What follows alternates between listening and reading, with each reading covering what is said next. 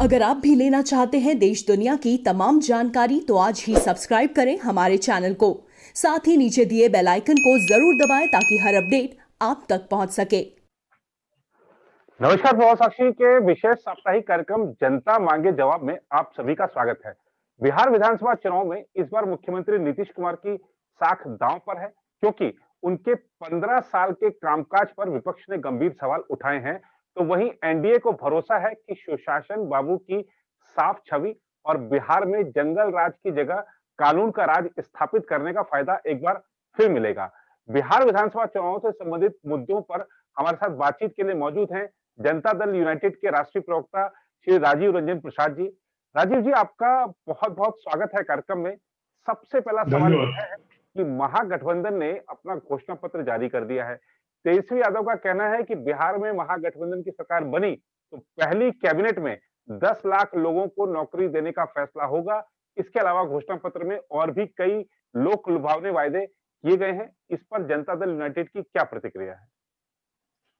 देखिए, सबसे पहले तो आज के महागठबंधन के साझा घोषणा पत्र पर मैं इतना ही कहना चाहूंगा कि सपने बेचने से लोगों को आप गुमराह नहीं कर पाएंगे।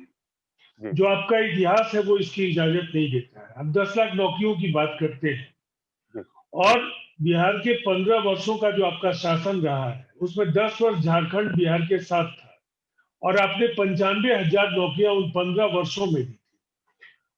ठीक उसके उलट न केवल सरकारी नौकरियां 7 लाख नीतीश कुमार जी के कार्यकाल में मिली, बल्कि आउटसोर्सिंग के जरिए लाखों लोगों को रोजगार मिला और साथ ही साथ ग्रामीण अर्थव्यवस्था में हम लोगों ने जान फूकी। स्किल मैपिंग का काम शुरू हुआ और इस कोरोना काल में भी जो बाहर से लोग आए, बड़ी संख्या में लोगों को रोजगार मिला। आज हम मेगा स्किल सेंटर्स खोलने की बात कह रहे हैं और हर खेत को पानी। हम ये मानते हैं कि कृषि एक ऐसा क्षेत्र है जिसमें असीमित संभावनाएं हैं और कृषि आधारित उद्योग और उसके विपणन से लोगों को बड़ी संख्या में रोजगार मिलेगी। इस दिशा में वेबसाइट बना करके नीतीश कुमार जी ने इसको हरी झंडी दे भी दी है। तो आज जो कुछ भी महागठबंधन का जो ऐलान था, दरअसल कांग्रेस और राजद जैसी पार्टियां जो एक वंशवादी परंपरा, परिवारवाद और कुनबा परस्ती का इससे बेहतर उदाहरण नहीं हो सकता है कि जो दलों के अंदर लोकतंत्र की स्थापना नहीं कर पाए, बेरोजगारी मिटाने के नाम पर परिवार के सदस्यों को ही विधायक और सांसद बनाने का काम जिन्होंने किया, वो जनता के बीच गवर्नेंस की बात करेंगे और रोजगार की बात करेंगे तो ये उनकी क्रेडिबिलिटी नहीं है, उनकी साख नहीं है कि उनकी बातों पर जनता यकीन करे। और कि लोगों पर असर नहीं डाल पा रहे हैं तेजस्वी यादव, उनके लगातार साथियों ने उनसे पिन छुड़ाया और वीआईपी, हम पार्टी, आरएलएसपी ऐसी तमाम पार्टियां निकल गई। तो अब जो दो ये पार्टियां बची हैं, दरअसल कांग्रेस बैसाखी के सहारे 30 वर्षों से बिहार में है और दुर्भाग्य कांग्रेस का है कि जिस बैसाखी के सहारे वो है, उस बैसाखी की भी हालत पूरी तरह से खराब हो चुकी है और बैसाखी कमजोर हो गई है। इससे दोनों का ही जमींदोज होना बिल्कुल तय दिख रहा है। जी, और रंजन जी, बिहार में चुनाव विधानसभा के हो रहे हैं, ऐसे में मुख्यमंत्री के काम के नाम पर वोट मांगा जाना चाहिए, लेकिन अगर हम माहौल देखें तो लगता है कि एनडीए प्रधानमंत्री के काम और नाम पर वोट मांग रहा है। देखिए, एक बात तो बिल्कुल साफ है कि जिस अलायंस के पास दुनिया के दो बेहतरीन परफॉर्मेंस, एक राज्य को अकल्पनीय, अविश्वसनीय, अद्भुत ऊंचाइयों पर पहुंचाने का काम मुख्यमंत्री नीतीश कुमार जी के 15 वर्षों के कार्यकाल में हुआ, दूसरी तरफ पूरी दुनिया में भारत की प्रतिष्ठा नरेंद्र मोदी जी के नेतृत्व में बढ़ी है। उन्हें एक ग्लोबल लीडर आज माना जाता है और चाहे वो सामरिक क्षेत्र हो, वह डिप्लोमेसी का सवाल हो, दुनिया में जो भारत की पहचान एक मजबूत राष्ट्र की बनी है, तो निसंदेह एक अच्छे परफॉर्मर है। और जब दो परफॉर्मर्स हैं तो उनकी चर्चा हम ना करें तब भी होगी, लेकिन हम पूरी तरह से विकास पर काम कर रहे हैं और जो 15 वर्षों में हमने काम किया पिछले 5 वर्षों में 7 निश्चय को उत्साहवर्धक कामयाबी मिली और 7 निश्चय पार्ट 2 हमारा घोषणा पत्र है। 7 निश्चय पार्ट 2 में मेगा स्किल सेंटर और हर खेत को पानी, ये गेम चेंजर होने जा रहे हैं। इसके साथ ही जो पर्यावरण और पारिस्थितिकी को लेकर के जो दुनिया के सामने आज चुनौतियां उपस्थित हुई हैं, उसको लेकर बिहार ने जल जीवन हरियाली के साथ अब वेस्ट मैनेजमेंट, जिसमें शहरों और गांवों में अवशिष्ट प्रबंधन को लेकर के हम काफी व्यवस्थित प्रबंधन की ओर आगे बढ़ने जा रहे हैं। तो कहीं ना कहीं जो महिलाओं को उद्यमी योजना के जरिए उनका सशक्तिकरण, पुरुष उद्यमियों को अनुदान और ऋण के जरिए, ब्याज मुक्त ऋण के जरिए उन्हें व्यवस्थित करना, जिससे अनेकों लोगों को वो रोजगार देने की स्थिति में आ सके।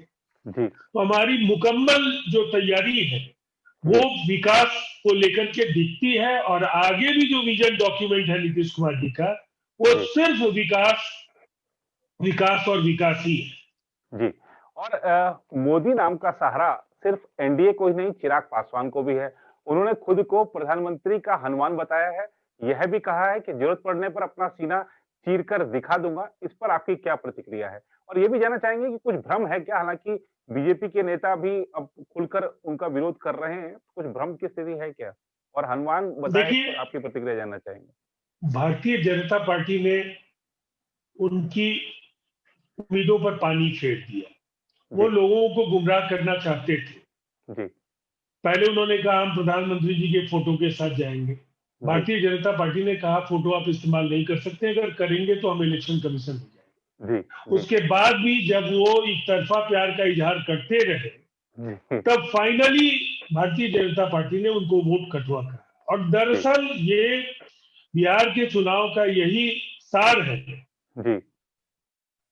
ये पूरे चुनाव जब आप विश्लेषण करेंगे तो वोट कटवा की स्थिति में महसूस करके एलजेपी को जो करारा जवाब बिहार की जनता देगी, वो सबके सामने होगा। तब ये जो बड़बोले जो दावे हैं और बार बार लोगों को गुमराह करने के लिए जो उनकी कोशिशें जारी है, उसका जवाब जनता उन्हें दे देगी। दरअसल बिहार में संघर्ष जिसने नहीं किया है, वो अगर जमीनी तौर पर बहुत मजबूत नहीं और महत्वाकांक्षाएं बेलगाम है, तो यहाँ गुंजाइश नहीं है। यहाँ नरेंद्र मोदी या नीतीश कुमार जी जिस तरह से संघर्ष की पृष्ठभूमि से राजनीति के शीर्ष पर पहुंचे, जनता से जुड़े मुद्दों को उन्होंने समझा, लेकिन रामविलास जी के पुत्र होने के सिवाय चिराग पासवान जी की क्या योग्यता है? वो बिहार को कितना जानते हैं? अगर उन्हें 7 निश्चय में भ्रष्टाचार दिखता है तो 2019 के लोकसभा चुनाव में 7 निश्चय की तारीफ क्यों करते नहीं थकते?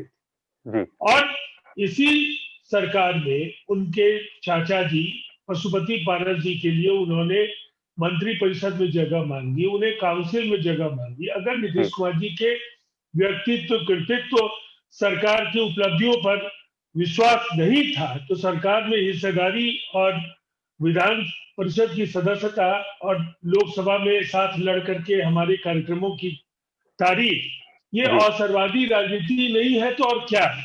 आज जो कुछ भी बोल रहे हैं लोग ये समझ रहे हैं कि उनकी उम्मीदें थी कि उनको ज्यादा से ज्यादा सीटें मिल जाएंगी, लेकिन हम या भारतीय जनता पार्टी ये मानकर चलते थे कि जमीनी तौर पर जिनको ज्यादा से ज्यादा जनता का आशीर्वाद है उन्हें लड़ना चाहिए। एलजेपी को भी टिकटें मिल रही थी, लेकिन उनकी उम्मीदों से कम थी। तो अब उन्होंने फैसला लिया है, तो अगर केवल परिवार के कुछ सदस्यों को एमपी बनाने के लिए, राज्यसभा में भेजने के लिए और विधायक बनाने के लिए वो जनादेश मांग रहे हैं, तो परिवारवाद और वंशवाद के खिलाफ ये निर्णायक जनादेश होगा। जी, और जैसे कि आपने कहा भी, अभी बीजेपी ने एलजेपी को वोट कटवा बता दिया है। एलजेपी के नेताओं का कहना है कि कम से कम 5-6 जिलों में हमारा बहुत अच्छा प्रभाव है और एक तरफा लहर है। देखिए, चुनाव के नतीजे बताएंगे। चुनाव लड़ने वाला कोई भी दल या व्यक्ति ये नहीं कह सकता है कि हमसे गलती हो गई। अब तो वो फंस गए, कहीं ना कहीं उनकी महत्वाकांक्षाओं ने उन्हें कहीं का नहीं रखा है।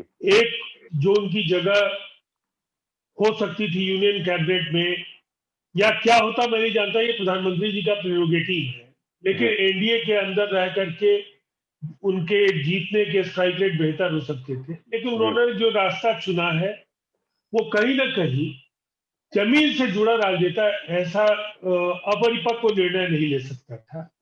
उन्हें कहीं ना कहीं ऐसा लगता था कि वो जो कुछ भी करेंगे जनता स्वीकार कर लेगी, लेकिन ये बिहार की जनता है और बराबर पूरे देश को अपने संदेश से कहीं ना कहीं एक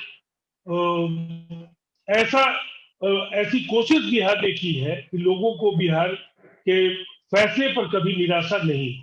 इस बार फिर बिहार के मतदाता नीतीश कुमार जी के नेतृत्व में 3/4 से ज्यादा सीटों पर हमें जीत दिलाने जा रहे जी। और कांग्रेस ने कहा है कि बिहार में भाजपा 3 गठबंधनों में चुनाव लड़ रही है। इस आरोप को आप एक सहयोगी दल के रूप में कैसे देखते हैं? देखिए, सबसे पहली बात तो यह है कि कांग्रेस तो बिहार में है ही नहीं है। जी। एक कार्यकर्ता विहीन पार्टी, जी। नेता आसमानी दावे करते रहते लेकिन जमीन पर खुद नहीं दिखते हैं। जी। और कांग्रेस की त्रासदी ये है कि उन्हें किसी न किसी के साथ रहना है और कुछ बोलना है जिससे कि उन्हें सुर्खियों में जगह मिल जाए। जी। लेकिन परिणाम बताएंगे। भारतीय जनता पार्टी और जनता दल यूनाइटेड का 3 वर्षों का एक छोटा कालखंड अगर छोड़ दीजिए तो ये एक नैसर्गिक और स्वाभाविक गठबंधन है। ये जनता का गठबंधन है और जनता के लिए गठबंधन है और जनता द्वारा बनाया गया गठबंधन है। इस गठबंधन को चुनौती देने का मादा राजद और कांग्रेस जैसी पार्टियों में नहीं। जी। और विपक्ष का कहना है कि मुख्यमंत्री नीतीश कुमार ने खुद मान लिया है कि राज्य में बड़े उद्योग नहीं आ सकते। क्या यह सरकार की विफलता नहीं है?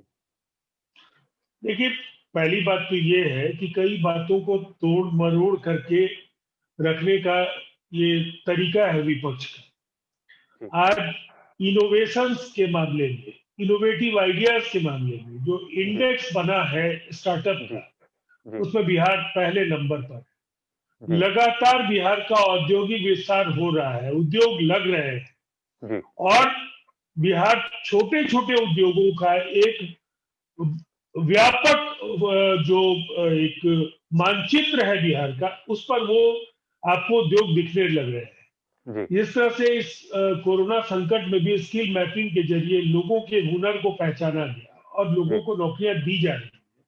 ये पूरे देश को कहीं ना कहीं इस मॉडल को अपनाने की जरूरत है और मुझे ऐसा लगता है बिहार ने जो कुछ भी एक फेल्ड स्टेट से यहां तक पहुंचने का फासला तय किया है, उसका मुकाबला देश के उन राज्यों से नहीं की जा सकती है जिन्हें विरासत में इतनी बुरी हालत में बिहार मिला। तो निस्संदेह बिहार की चुनौतियां बड़ी थी, जहां कानून व्यवस्था के नाम पर अराजक स्थिति थी। हर जिले में कबायली छत्रप, इलाकाई छत्रपों का कहर था। समानांतर सरकारें चलती थी। डिस्ट्रिक्ट मजिस्ट्रेट और एसपी वहां बेबस थे। लगातार नरसंहार हो रहे थे बिहार में। 118 नरसंहारों से बिहार रक्त रंजित बिहार बन गया। उस बिहार में कानून का शासन स्थापित करने का भरोसा पैदा करना और उसे स्थापित करना, सड़कों का महाजाल बुनना, 6000 से ज्यादा पुल बनाना, 18 मेगा पुल और 1 लाख किलोमीटर सड़कें, ये ऐसी उपलब्धियां हैं जिसको लेकर बिहार को हर घर में बिजली, महिलाओं का एम्पावरमेंट, बिहार में पंचायती राज व्यवस्था और सरकारी नौकरियों में जो आरक्षण का मॉडल है, वो कहीं ना कहीं पूरे देश में एक बिहार मॉडल के तौर पर उसे देखा जाता है। ये ऐसी कई चीजें हैं। बिहार के शराबबंदी का फैसला, कई लोग बोलते हैं शराब मिल जाता है, दुनिया के कई ऐसे कानून बने हैं और उन कानूनों में क्या 302 बनने के बाद हत्याएं नहीं होती, लेकिन इसका अर्थ ये नहीं है कि कानून को आप खत्म कर देंगे। कानून बना है, कानून का जो उल्लंघन करेंगे, अधिकारी शिथिलता बढ़ते पाए जाएंगे, कठोरतम कार्रवाई होगी। और यह संकल्प है बिहार को 21वीं सदी की चुनौतियों के अनुरूप एक मजबूत, सक्षम, स्वावलंबी बिहार बनाने का, और बिहार की जनता इस संकल्प के साथ है। जी। और जनता दल यूनाइटेड की ओर से कुछ विवादित उम्मीदवारों को भी चुनाव मैदान में उतारा गया है। क्या आपको लगता है कि पार्टी की चुनावी संभावनाओं पर इससे कोई फर्क पड़ेगा? देखिए, मुझे लगता है लोकतंत्र के शुद्धिकरण का महायज्ञ शुरू हो गया है। विकेंद्रियां स्वतः समाप्त हो रही है। राजद और कांग्रेस जैसी पार्टियां अभी भी समय को नहीं पहचान रही हैं, लेकिन सिस्टम में जो स्वतः ऐसे तत्वों की को लेकर के एक अंतर्निहित क्षमता है जिससे वो खुद को शुद्ध करने में सक्षम है, वो धीरे धीरे ऐसे लोग हाशिए पर चले गए। जी। और जैसे जैसे चुनाव प्रचार आगे बढ़ रहा है तो अब बिहार चुनाव में अनुच्छेद 370, राम मंदिर, 56 इंच का सीना, कश्मीर और पाकिस्तान जैसे मुद्दे भी आ गए हैं। क्या आप लोग मुख्य मुद्दों से चुनाव को भटकाना चाहते हैं? सुशांत सिंह का मुद्दा भी अब पीछे धकेल दिया गया है, जो अब तक कुछ समय पहले तक सुर्खियों में था। देखिए, एक अलायंस में कई सवालों पर असहमति हो सकती है, लेकिन बुनियादी तौर पर राज्य को स्वच्छ, स्वस्थ और निष्पक्ष प्रशासन देना हमारी जिम्मेवारी है। और अलायंस में भारतीय जनता पार्टी के जो कोर एजेंडा के विषय है उस पर वो अपनी बातें रखते हैं। हमारी ओर से पूरी तरह से विकास पर बात हो रही है। विकास जमीनी सच्चाई है भैया, बिहार की जमीनी सच्चाई है, और इसीलिए एक अलायंस में कई सवालों पर असहमति है, लेकिन एक जो सबसे महत्वपूर्ण सवाल है वो सहमति का है कि हमें एक स्वच्छ प्रशासन देना है। और अभी मतलब जिस तरीके से पाकिस्तान, कश्मीर वगैरह आ रहे हैं, तो आप लोग भी इससे ना इत्तेफाकी रखते हैं, मतलब ये मुद्दों को नहीं उठाया जाना चाहिए, आप लोगों का ऐसा मानना है? नहीं, पाकिस्तान और चीन को लेकर के जो इन देशों का नजरिया है उस पर जनता दल यूनाइटेड पूरी तरह से एनडीए और केंद्र सरकार के साथ खड़ा है। पाकिस्तान को करारा जवाब इस कार्यकाल में मिला है। मोदी जी ने पाकिस्तान को अपने रसूख, अपने कूटनीतिक चातुर्य के बल पर एक आइसोलेशन में डालने की जो चेष्टा की उसको कामयाबी मिली है। चाइना को भी मुंहतोड़ जवाब इस दौर में मिल रहा है।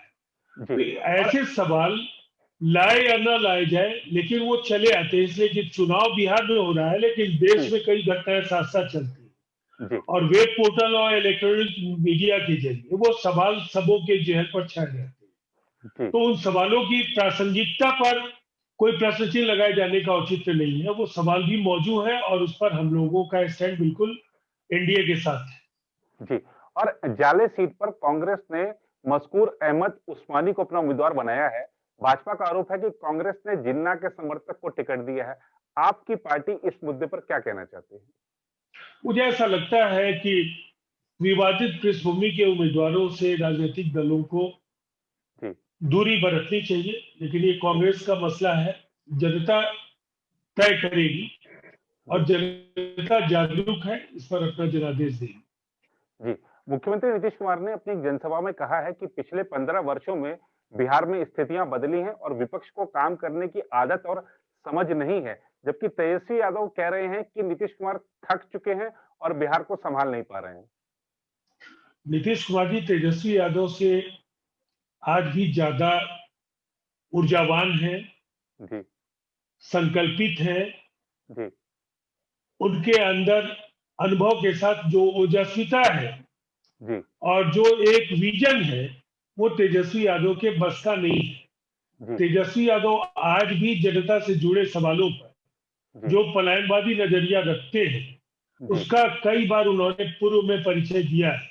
बिहार में बाढ़ के समय चमकी से जूझ रहे बच्चों के समय जिस समय उन्हें बिहार में होना चाहिए था, बिहार में विधानमंडल के सत्र में नेता प्रतिपक्ष के हैसियत से जो विधानसभा में उनकी जिम्मेवारियां हो सकती है, कई बार वो सत्र में नहीं होते, पार्टी के सांगठनिक कार्यक्रमों में नहीं होते रहे, तो वो बिहार का दर्द नहीं समझ पाएंगे। और मंसूबे पालना इसलिए आसान है कि वो लालू जी के पुत्र हैं। लालू जी ने तो खैर बहुत संघर्ष किया और अपनी गलतियों से वो विवादों में आते चले गए, लेकिन इन्हें विरासत में सोने की चम्मच मिली है और इस चम्मच के कारण ये समझ नहीं पाएंगे कि किन थपेड़ों को झेल कर राजनीति के इस मुकाम पर लोग पहुंचते हैं।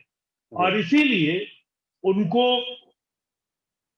निखार पाना जी आसान नहीं है, और ना वो